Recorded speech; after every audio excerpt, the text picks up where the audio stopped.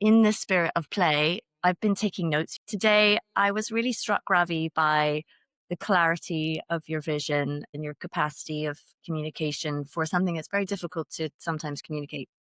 And so I just have pulled a couple of your words and put them into what I'll call a found poem.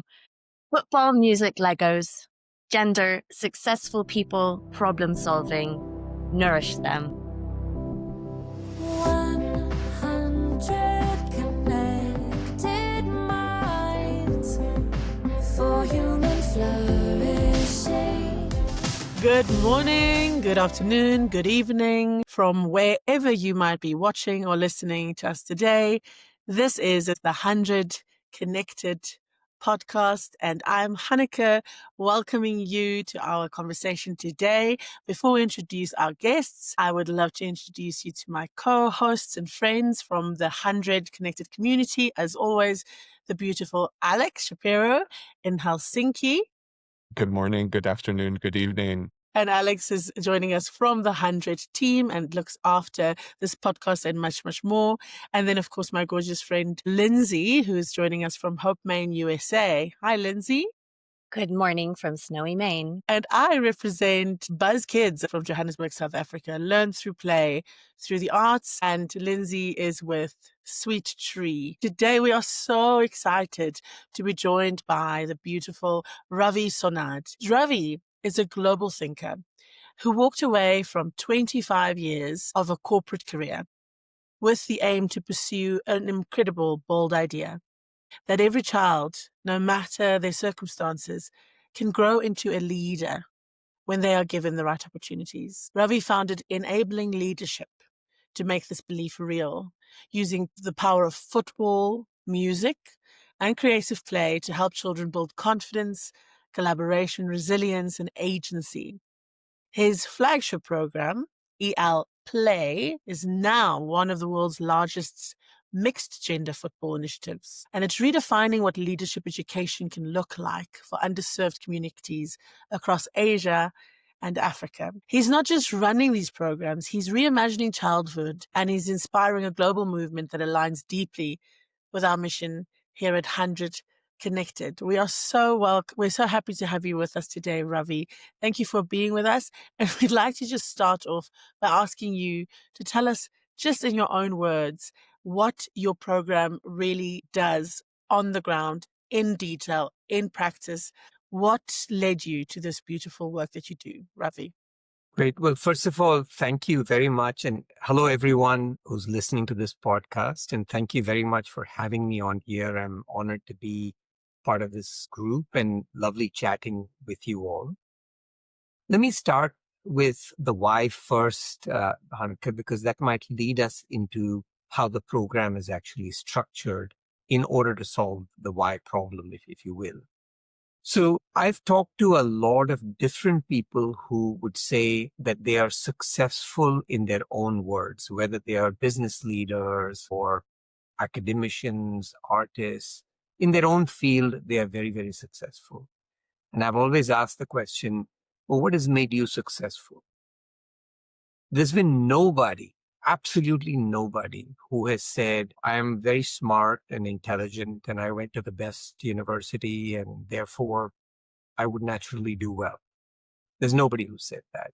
I've had a couple of people say, well, I was lucky to inherit my family business and I've grown it from there, but I had a great starting point. But very few people who've said that. But most people would say, I learned to work hard. I learned to set goals and not give up on my goal, irrespective of what kind of obstacle comes my way. I've learned that it's important to work with people, and people have made me successful, and I know how to work very well with people. A lot of people would say that problem solving and understanding which problem to solve and how to solve have been important for them because there have been obstacles and they've come up with different ways to solve those obstacles. And I think almost everybody has said that it has been equally important for them to think of their own success as being the success of the community they belong to. Now, if you think of all of these things, there's absolutely no maths and science or history or geography in this. And in fact, there's been a ton of studies that have been done which say that there's almost close to zero correlation between your high school academic score and whether you were successful in life later on. Again, I'm not defining success as money or power or anything. You might have just be a fantastic artist and that was success. Or you might be the best professor at your school, right? So success is defined within those parameters. Now, unfortunately, when you look at how does one learn these skills, it's not through a curriculum. It's not through I went to a class to become a better communicator, or I went to a particular course to become a better problem solver, right? It's really about what experiences did you have growing up in life? And it's a combination of, did you have role models? Did you have opportunities to travel, opportunities to engage in various activities in school? Did you have dinner table conversations that eventually gave you the ability to acquire these different skills? And what's happened is that this really has started to become more and more an economic divide. So if you came from a good family, you had the chance to go to a good school, you live in a nice neighborhood, you got the opportunity to engage in a lot of activities, your parents took you and went to different places and you got to travel and see different things, you would likely acquire all of these different skills. But let's say if I was the son of a cab driver and a maid, and I lived in a slum in a big city in Asia or Africa, didn't really have the opportunity to travel or play or have the opportunity to engage in different activities, I'm going to be growing up with a huge vacuum. And this is likely going to be a bigger and bigger problem down the road because knowledge-based education is really starting to become less and less important and will likely accelerate, right? So, in fact, just 2 days ago, my daughter was asking me, how do I solve this particular math problem? And I said, hey, I learned that a long time ago. I don't remember how to solve it, but why don't you just look it up on Google, right? And you can do that more and more if you're talking about equations or you're talking about what is the history behind what happened with World War I. So it's all content-based, knowledge-based education. So that's getting easier and easier. But on the other hand, while it's becoming a premium to learn these different life skills and soft skills, it is unfortunately becoming a question of where were you born? The whole idea behind enabling leadership is to remove that obstacle and say, no matter where you were born, we really believe that it's a question of opportunity and not talent. And we want to make sure that we give every child that opportunity to learn these different skills. Now, we chose in a very, very bold way to say that this is not soft skills or life skills. It's actually leadership skills. And many people argue with me saying, well, you're not really building leaders. Why do you call it leadership skills? And I really beg to differ. And I say that, look, leadership is not, don't confuse leadership position with leadership skills. And in fact, part of the problem we have in the world today is that many people who are in leadership positions don't have the leadership skills. Because leadership is really about strength of character and sense of community. That's really what leadership is about. And there's no reason why every child cannot be a leader in their own right. Because fundamentally, it's about, can you be a role model? And can you be a role model to people around you to start with? You don't have to be a role model for the whole nation to start with. So that was kind of the genesis of getting enabling leadership started and why we decided to call it enabling leadership, to solve this fundamental problem. Because otherwise, I really believe that we are headed towards a crisis in the future. Now, the reason I say it's a crisis is because it's not just about, can I find a job? Am I equipped to find a job? And can I keep a job? It's also because the magnitude of the problems that we have in the world today actually require for us to think differently. And I always use climate change as an example, right? it's actually not a problem that you can solve with one leader. So you won't have one prime minister or one president saying, I think I can solve this problem. It's actually everybody's problem. And if we all don't think the right way, then it's actually nobody's problem. And therefore, you cannot solve it unless you get the right kind of behaviors. And I would say the right kind of leadership skills in an entire generation of kids who will grow up and say, I can take care of myself, but I can also take care of the world around me. And I'm going to take that joint responsibility for both. So that's kind of the why we got started. And in a humble way, we said, you know what, we need to give the right kind of opportunity to children. Now, I think Lindsay and Hanneke, both of you know very well through your own work that one of the best and most powerful ways you can teach these skills is if you can give kids the opportunity to experience things through play. And if you talk to behavioral science folks and child development people, they'll tell you that things like team sports and arts and what they call free play are probably the best mediums in terms of providing those experiences to children. And that's why we decided to choose football, music, and Lego. Now, you could argue saying, hey, why football? Why not something else? I think our thought there was that we wanted something that was relatively inexpensive and also something that was very scalable. So the beauty about football is that you really just need a ball. You don't need a turf. You don't need a certain amount of space. You don't need a lot of different equipment. The same thing with music. We essentially use vocal and I would say a choir-based method to teach. It's not about instruments and a lot of expensive kit that you need. People have asked me, hey, Lego is very expensive, so what about that? We have found a way to actually end up getting large, I would say very large quantities of donated Lego from a whole bunch of kids who have incredible opportunity to play with Lego because their parents bought them big amounts of kit, but they're done with it and they're very happy to donate it. But the reason we wanted to use Lego is because for a child who doesn't have the ability to buy Lego, it's probably one of the most fascinating things to get your hands onto and be busy with. And it's magical to be able to play with Lego. And we said, as long as we can get a whole bunch of donated Lego, we can ensure that kids have the opportunity to work with us. So now, if you talked about our program, there are two parts to our program, and I think both of these parts actually make it very unique and very special. One of them is the work that we do in the schools. So we work with the most underprivileged, and maybe underprivileged is the wrong word. I would say the schools that don't have the right resources to be able to provide the opportunities to the kids.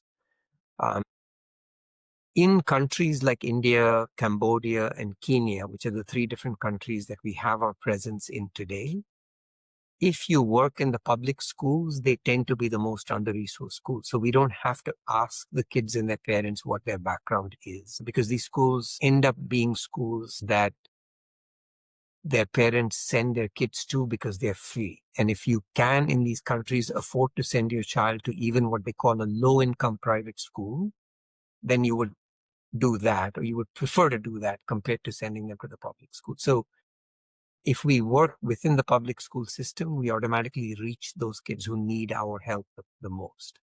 So one part of our work is to be able to work within the schools. We use the school premises, we use the school grounds and the classrooms, but the curriculum is ours, the equipment is ours, the teachers are ours. The second part of the program, which is actually one of, I think, the most powerful parts, is that we organize a competition, which is a very different kind of a competition, and we can talk more about that, for the kids to be able to take part. So just like you mentioned, Hanneke, the EL Play program, which uses football, is a very different kind of a competition. It's actually the largest mixed gender tournament today in the world. And the idea of playing in those competitions, and what is unique is that unlike, let's say, a football tournament where you have to be part of the school team to be able to compete, which means that you have to be very good to compete. In our program, every single child gets to be part of an inter-school competition. So all of the teams get to compete in the league. All of the teams get to compete in the music program. And that's what also builds confidence. It builds resilience. It builds the ability to interact with kids who come from different backgrounds. In a place like India, kids get the opportunity to even meet other kids who speak some other language. And that's usually rare for kids who don't have the opportunity to travel, for example. So that's, I don't know if that gives you a rough idea of, I could go on for hours about how the program works, but I thought I'll just give you a little bit of the why and then how the program. 100%. Thank you, Ravi.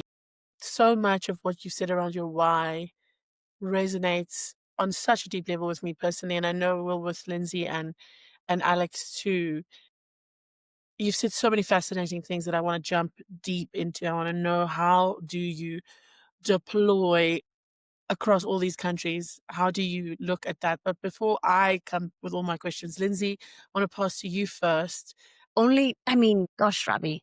Yes, you covered a lot of the things we were like really, really curious about. But I always do like to know your own personal story. What was it about football? Was football important to you in your life? How was play something a part of your childhood? I'm always interested in innovators' childhood experience as well, and how that might have impacted their decisions later in life. Well, I didn't play football as a very young child growing up, but I did have, I think, one of the most beautiful experiences. So my grandfather was a wealthy landowner in a very remote part of India, but who was very passionate about education, and through his life gave away most of his money to be able to help kids with their education. So in the back of my mind, I believe that that had a big influence on me in some subconscious way, to say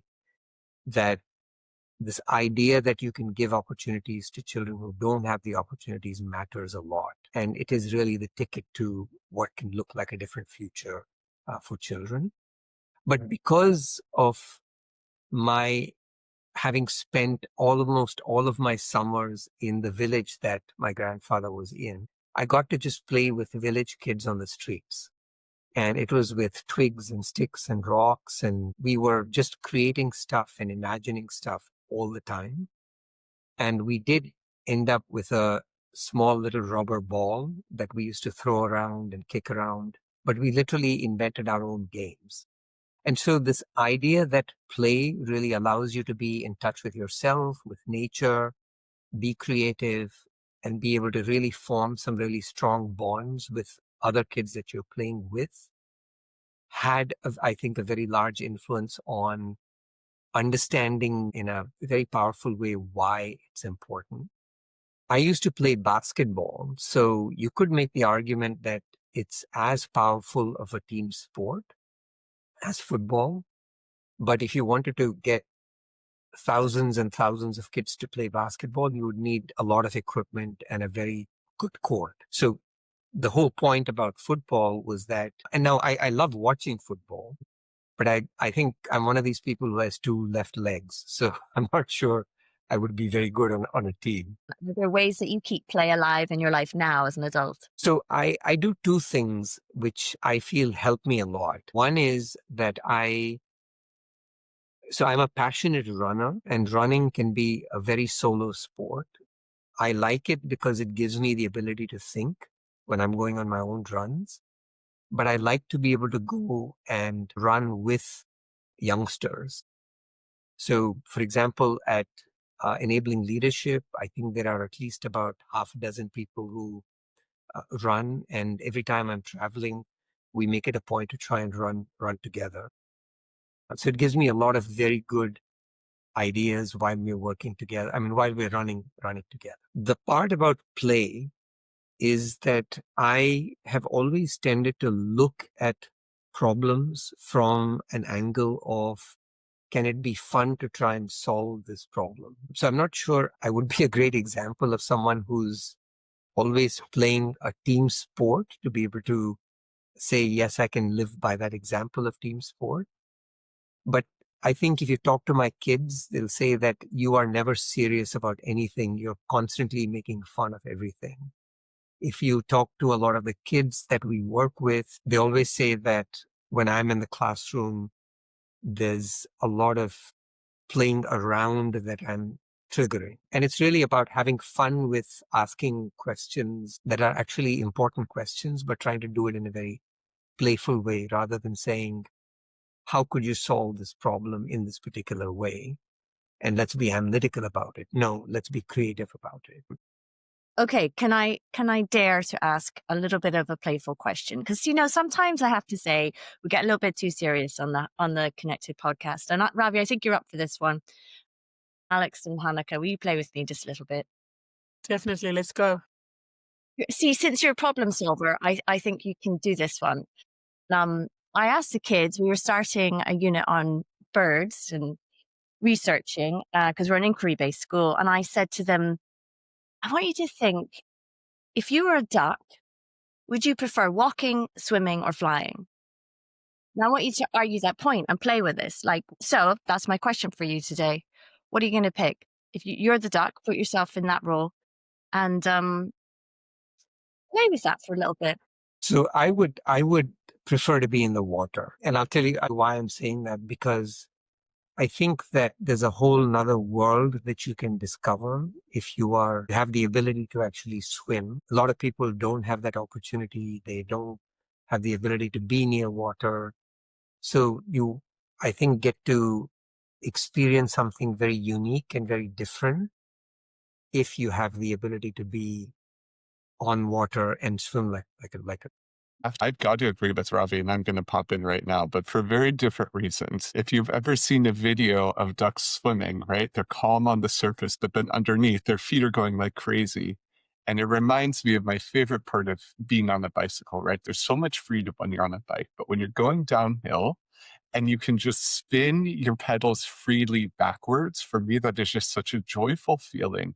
And I feel like ducks get to have that all the time. On land, they're awkward. I think maybe there's a little bit of that dancing in the waddle. And when they're flying, I feel like there's too many things that you have to do, right? I feel like flying for ducks is a thing that they can do, but it's such an expenditure of energy, and you have to realize where everyone else is. But when you're a duck and you're swimming, you just get your feet kicking around. What could be more joyful than that? That's my answer. I'm sticking with it. But Hanneke, what about you? I was going to go with flying all the way because of that different dimension. And I think the thing that appeals to me about flying is when you get to cruise, when you find that pockets. I've always been fascinated with things that can fly, because at some point there is the flapping and the hard work, and then there must be this beautiful surrender when you just let the breeze take you, or the wind, and just to be in a different dimension. I mean, not on land, but weightless. I guess also in the water, that buoyancy does the same thing. But isn't this incredible, like how us four adults, all of us in different corners of the world right now, are willing to speak so metaphorically and playfully. And I think it really just kind of like mirrors back what we are talking about in terms of this need for the future. And I wrote this down while you were talking, Ravi, about, you call it leadership skills. And it made me think about, I always talk about 21st century skills or future skills. And then you mentioned soft skills. And I think they all belong in the same pocket. They all belong in the same box. Whatever we call skills, competencies, whatever they might be, we have different languages in different countries or contexts that we call them. But we know for sure, especially with AI and everything, that our kids will not need to regurgitate information in the future. They are going to need these future skills, whatever you call them, leadership skills. And I also was so struck by what you mentioned, that those skills are not necessarily something that you enroll in a course. And now I am a better communicator, or a person who makes better eye contact, or a person who's more creative, or a person. But yet we all know anecdotally that a child who's been in a team sport or exposed to some things like music and culture and these things, they generally do better at these things.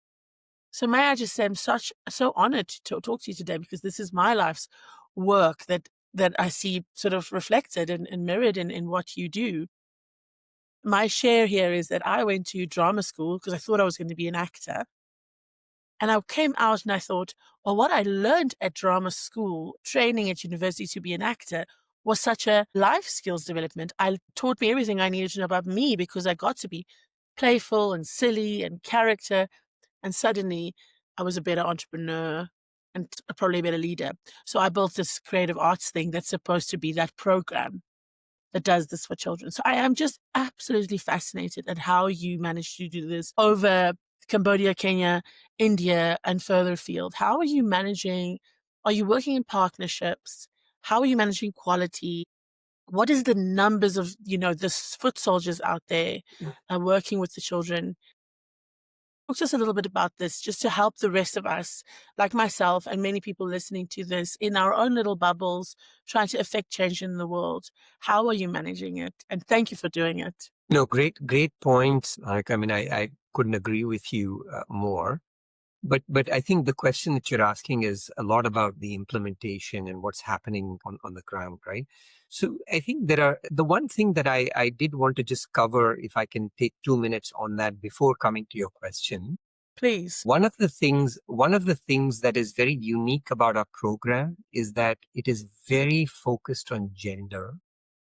And so, for example, when we work with kids in the school, it's always a batch of 20 kids that makes up a class, if you will. And then if there are more kids in, like, some of these countries, a classroom can have 50 kids. And, there's one teacher working with 50 kids, but we always break them into groups of 20.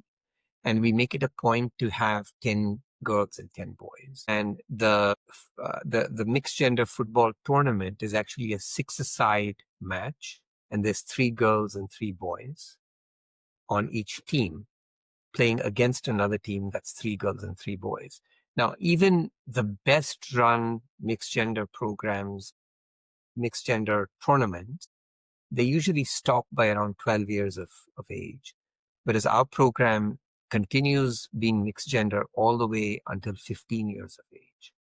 It's a very difficult age group because you're talking of 13, 14, 15 when the boys and girls are growing at different ages and all of that. But the reason why I mention this is because of 2 things. One, a lot of girl empowerment or women's empowerment programs tend to focus on how do we get girls to build agency and how do we get girls to become more confident and eventually be able to do something with themselves. And they tend to work with girls. I think our fundamental assumption is that you will not change anything unless you change the boys' perspective about girls. Because these are the same boys who are going to become men, who are going to cause the same set of problems that exist today. And so we said that it's very important for the girls to be not just confident about themselves, but be confident amongst the boys and be equally capable of doing something the boys are doing or feel equally capable of it. But it's also important for boys to say that having a girl on my team is something that I like and something that I don't feel is a problem. So what we focus on is, for example, that a role is very important. So if I'm the goalkeeper, it doesn't matter whether I'm a girl or a boy. If I'm going to win the match, I better make sure that I'm a good goalkeeper. 50% of our teams are required to have a girl captain. That's part of the rules of the tournament. Irrespective of how good of a player I am and whatever gender, I have a captain and I need to listen to my captain. So the idea is that it's about the role and it's not about whether you're a girl or a boy or anything like that. And what we actually see, it's very interesting. What we see is that girls become really very good players because they are forcing themselves and pushing themselves to get better, maybe in a way to prove themselves. But it's equally interesting to see that boys are becoming better players because they cannot rough and tough around and they actually are able to pass and dribble. So technically they become better. So I thought I just wanted to mention that the idea of gender is very woven into the program. And this idea of saying that we want half and half to work together and work together through those growing years is what actually makes the program very powerful in many ways, apart from this idea of learning those leadership skills.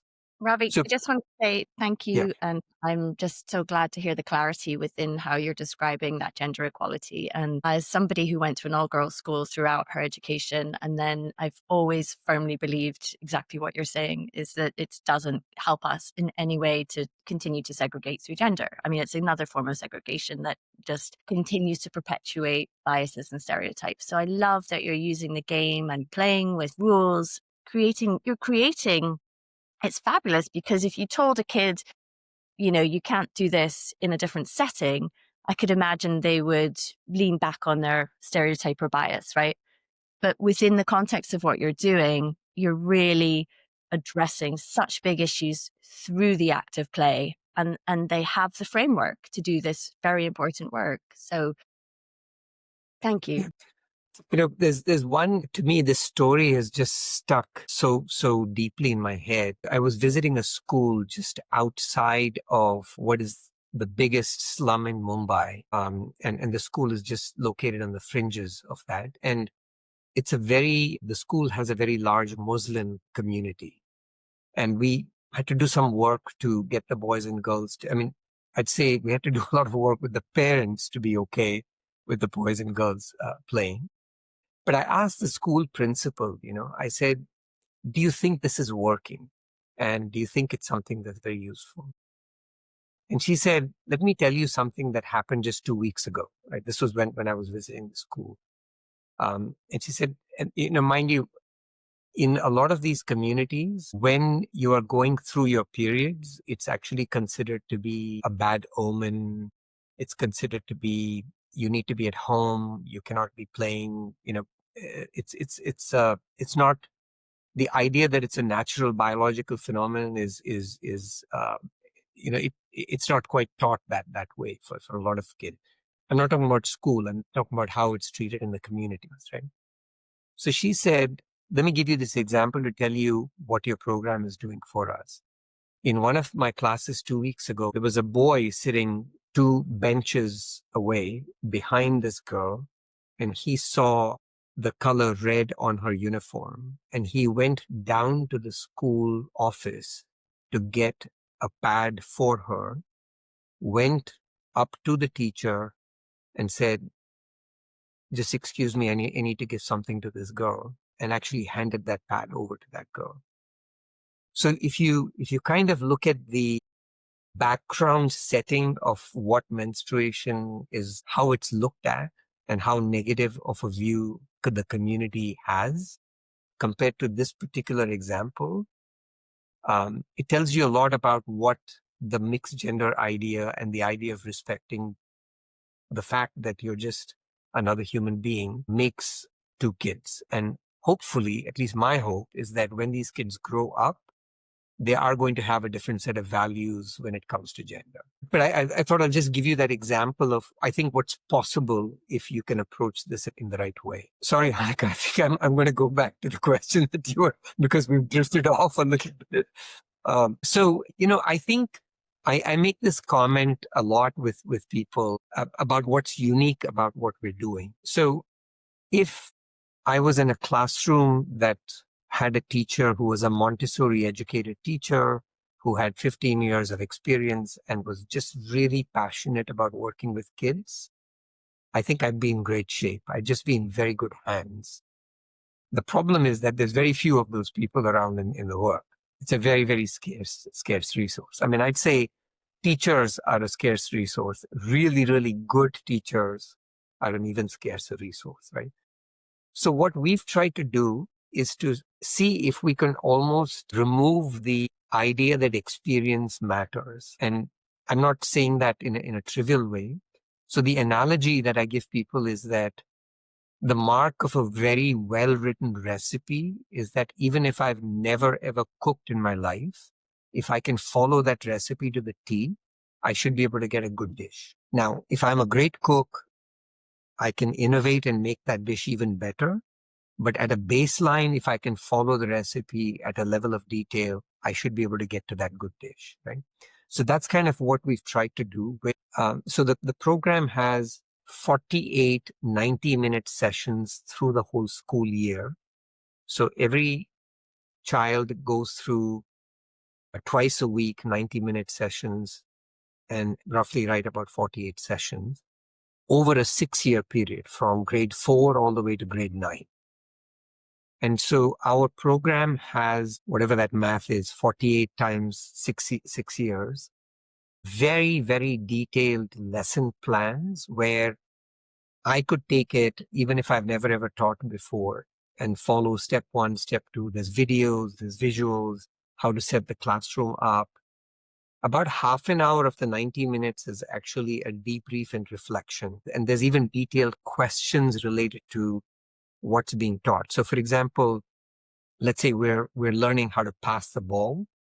And through that, we're learning about communication and eye contact being important for good communication. So a lot of the reflections, questions are going to be around the idea that communication is important when you're working in a team. What makes good communication, and how are you going to take what you learned in the session to communicate better when you leave the session? And so there's tons and tons of tips and tricks and tools that are given to the teacher. We've built a proprietary app. It's a web-based app, but we give every single teacher a tablet. It's a Lenovo tablet that we give them. And they can have the app and say lesson 1, and they can go down the whole thing and actually implement the program. Of course, we do a fair amount of training as well. But once they have the app, they can actually implement the program.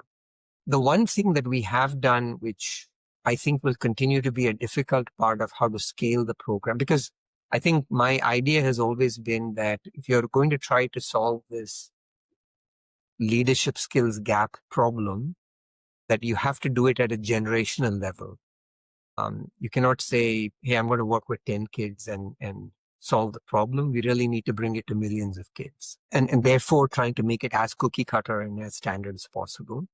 But I think as you all know, being in this kind of same field, there's a lot in the how you work with the kids. And it's not about the content, it's actually the interactions, noticing kids who are quiet and why they're, there might be a very good reason why they're quiet, and you need to kind of unbundle that a little bit.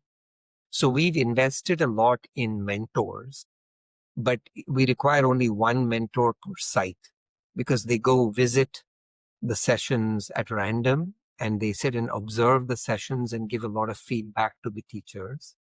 And so the teachers are learning through that feedback.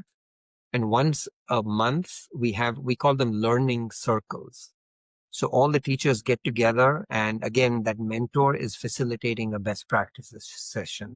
And they're saying, is there one thing that you've done that's worked really well for you? Can you share that with the other teachers? And is there one thing that you've struggled with that you'd like to get help from other teachers? So that's kind of how they keep getting better and better over time. But they're able to start off with a 3-week training program and the tab and the lesson content, and they're ready to go at that point.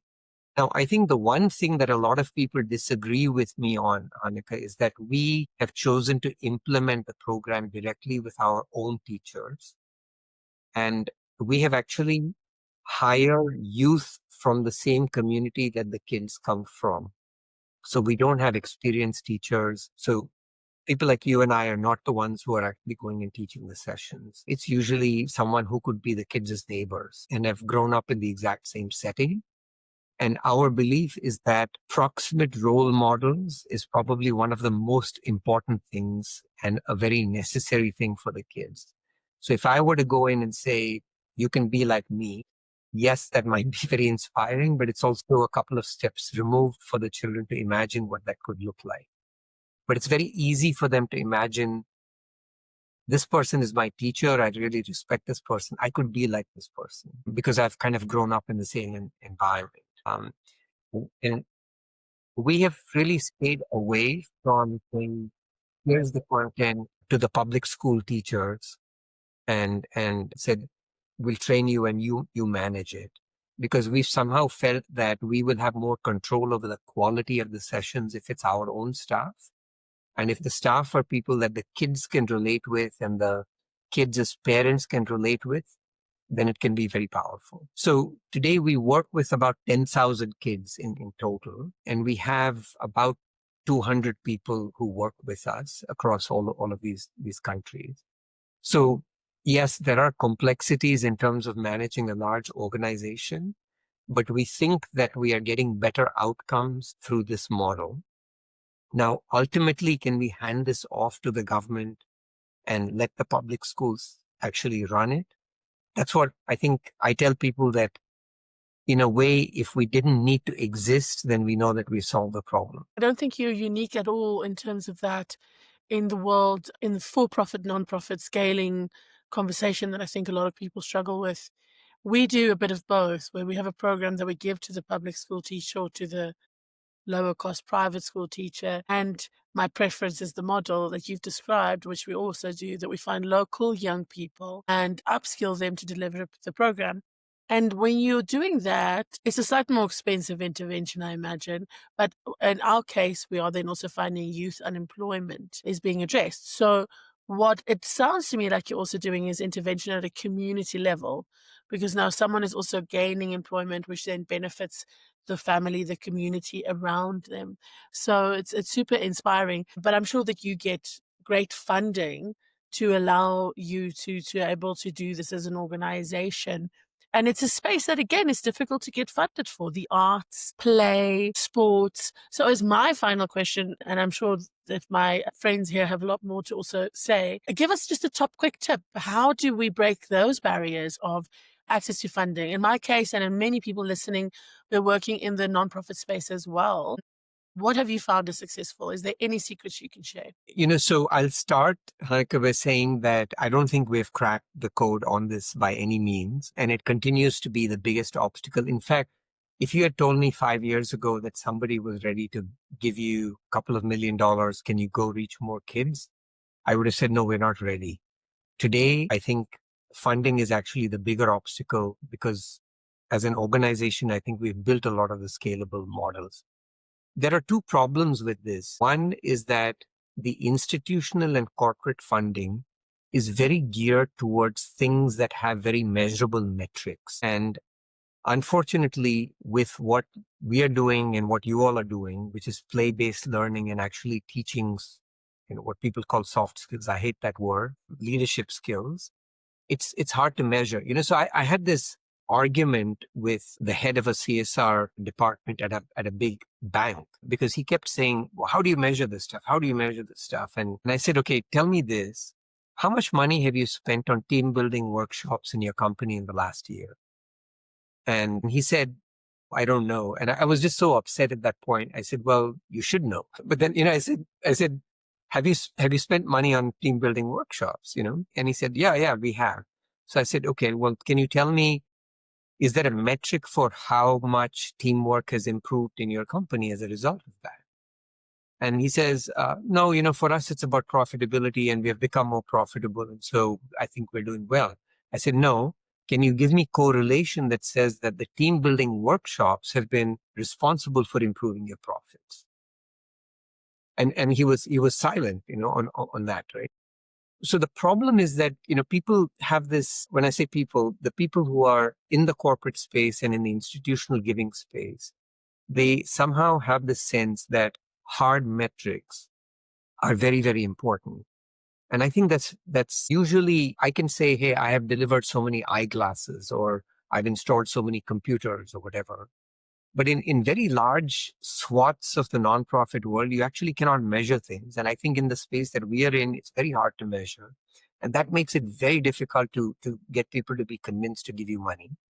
I think with individuals, if they have had the personal example of, let's say there's a CEO who played basketball and is very convinced that basketball helped him or her so much and was responsible for their success, then there's something very personal about it and they resonate very well. But I think most individuals, if you said to them, hey, this child is going to die of hunger if you don't feed this child, or there's been an earthquake and you need to provide help now, right? So it becomes a very emotional thing that people can lean into very easily. Whereas what we're talking about is do this for 6 years and you're going to equip this child for the future, and eventually they don't need to be hungry. I think it's a very rational way to approach giving, and individuals tend to be much more emotional about giving. So from both ends of the giving spectrum, this is one of the hardest spaces to raise money for. Now, what I feel works well is to not go down the rabbit hole of metrics, because then, if you keep using rubrics, and if I've shown people like behavioral science rubrics and different ways to measure things, but unless you're a behavioral science geek, you're not even going to understand what those rubrics mean. And definitely the funder is going to be glazed by the time you explain those graphs and charts, right?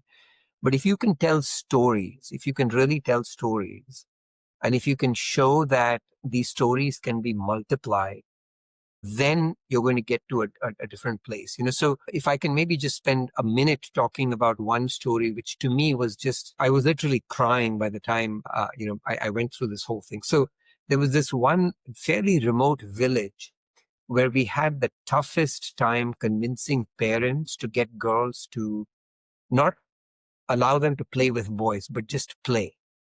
Because they were not okay with them wearing shorts. They were not okay with them getting rough and tough on the field. They were afraid that they were going to fall and maybe hurt themselves, etc., etc. So they were just not comfortable with the idea of letting the girls play. Now, what happened was we worked with them and over 2 or 3 years convinced them to play. And then 3 years later, the mixed gender team from that village, they won the competition and they were the champions. So now the team traveled back home by train, and the village folks had sent a bus to the train station to pick the kids up. They took them and they had this huge procession through the village with drums and colors, and they got them on stage at school. They gave them some kind of they felicitated them on stage, etc. And the fathers were carrying the girls on their shoulders through the procession. And then last year, so all of these girls are now in college in a place where only 50% of girls actually go to high school. So they drop out even before you go to high school. All of these girls they're studying in college, right? So our monitoring and evaluation team, they did a survey and they went and talked to the parents and said, what do you think about your girls' future? And the one kind of story that just stuck with me was this one lady who is uneducated, illiterate, and was actually eventually one of the most supportive of her daughter playing. And she said, my daughter is very confident that she's going to make something out of herself, and my job is to support her. She said, I don't know what she wants to do, but the one thing I'm sure is that I don't want her to have the life that I've had. I want her to have a better life, and I'm going to support that. So the point I'm making is that the whole community's view about what is possible changed through the program, right? So I tell the story a lot, and I say, can you imagine if you could multiply the story 1,000 times, and what would things look like? I feel like that's a more powerful way to convince people to fund a program like this compared to showing all sorts of analytical metrics, because I think you get more questions than you actually are able to answer the doubts that the funders have. But it is really tough to get money for this work. I want to say 2 things. I was just last night reading a beautiful poem. I tried to get her name correct. Muriel Rukeyser is her name. And she says many things, but she says the universe is made of stories, not of atoms. And I think it's so relevant to the work that you're doing. And the other thing that I think is fascinating within my own research is there are things in life which are unmeasurable, and there always should be. Those are the things we should value most. How we've come across a world where we're not curious anymore is the saddest thing. If we can always contain it, then what are we working towards, right? So the very fact that there are unmeasurable things out there should be the thing that keeps us all driven in our work. And I love that you know that and that you do that, and sharing these stories. That's exactly what we're here to do as well, podcast. Make sure people's voices and stories are heard, because it's the only thing that's going to keep us all moving forward. Useful stuff. The one thing that I will say with a lot of passion, because to me, this is one of the big deals in not just what we're doing, but I think what's really important. So there is this term that people in the education space use, saying universal right to education. I feel like it's better to say, and I'm comfortable in this particular case using terms that the world knows better. I think it would be better if we could say universal right to life skills education. Lindsay, when you were sharing that poem just now, it reminded me of the author that has shaped me the most in my entire life. I think really embodies also this ethos of play and creativity and how important that is in forming people, which is Sir Terry Pratchett of the Discworld novels, which are silly, they're playful, and yet they're the most moral and ethical books I think I've ever read, and they formed me as a child. And when I think about what you're doing, Ravi, I encountered these books when I was like entering fourth grade, just about. And they accompanied me all the way through high school. They were always a place that I went to for comfort, because I was also like you. I'm not the kind of person who's ever done team sports. The first team sport I ever did was inner tube water polo in university, which is not a real sport. Mostly we were being ducks and flapping around in the pool.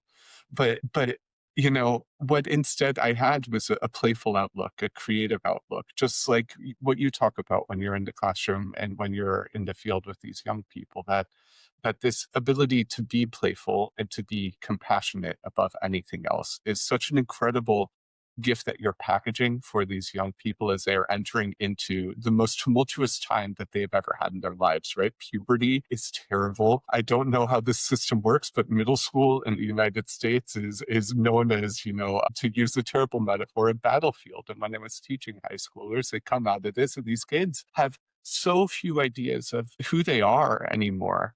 But with something like the enabling leadership, this play program that you have, they have a home base where twice a week they get to be playful, they get to be together, and they get to reflect on their space. And they have this as a rock all the way through. I just think that your program is, even talking about it now is enough to make me emotional. I think it's one of the most beautiful programs that I know of. And I'm so proud to have had this conversation with you. So I just want to say thank you for that. Yeah, I'm getting actually a little verklempt, I'm not gonna lie. Ditto. No, thanks a lot. Thanks a lot. Yeah. So, Ravi, we like to end our conversations with a big question, which is, what is your dream for the future of education? And I know that you'll have a very good answer for this. So I'm sure we're all on our tenterhooks to hear it. What is that dream? So there are two things I feel that are really, really important, because at the end of the day, when you say education is, in fact, I don't want to go into the details because it'll take way too long, right? But I'll just say one thing, that if you actually go and look at the source, the etymology of the word, right? It comes from educare, which is it actually means to nourish. Right? It doesn't mean I'm going to teach you multiplication tables and I'm going to teach you 3 languages and I'm going to teach you the history of World War II, right? It actually means to nourish. And what are you nourishing for? I think you're nourishing to be able to get the best out of each person so that they can then really not just preserve, but nourish what the future is going to look like. And if we can equip kids in that way, I think the world is going to look very different compared to what kind of prediction we have today. And if we can approach education from that point of view of nourishing kids to be able to then nourish the future, I think that's what education needs to be.